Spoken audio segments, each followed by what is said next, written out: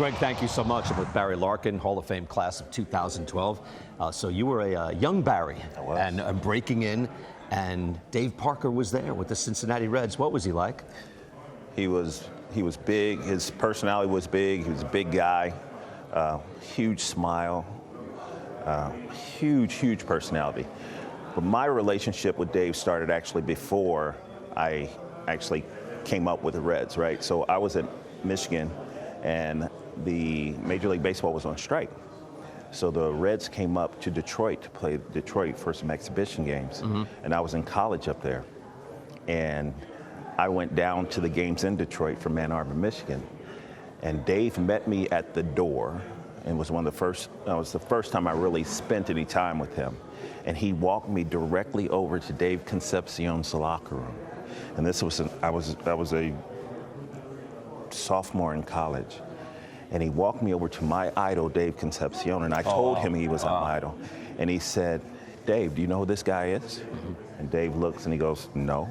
He goes, "This is Barry Larkin." And I thought, oh, that's so cool. He said, "And he's going to take your job." In a few years, maybe. Yeah, right. And I was, it really kind of took me aback. But that was just an example of like kind of the tone that he set.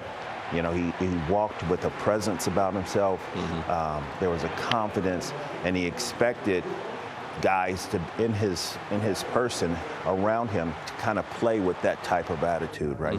And I feel like that was one of the greatest impacts that he made on me, just to give me that push that it's not good enough. You have to continue to try to get better. You have to come into this locker room. You have to come to this industry of Major League Baseball and not just fit in, but make your way, and go out there with the idea that you're going to dominate things. He had that kind of personality. He had that kind of effect, I think, on just about everybody in the clubhouse. That's when I sat back and I watched Dave Parker.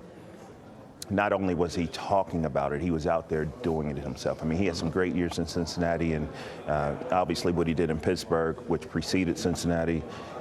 Everything was about him was big. It was confident. It was boisterous. It was Dave Parker.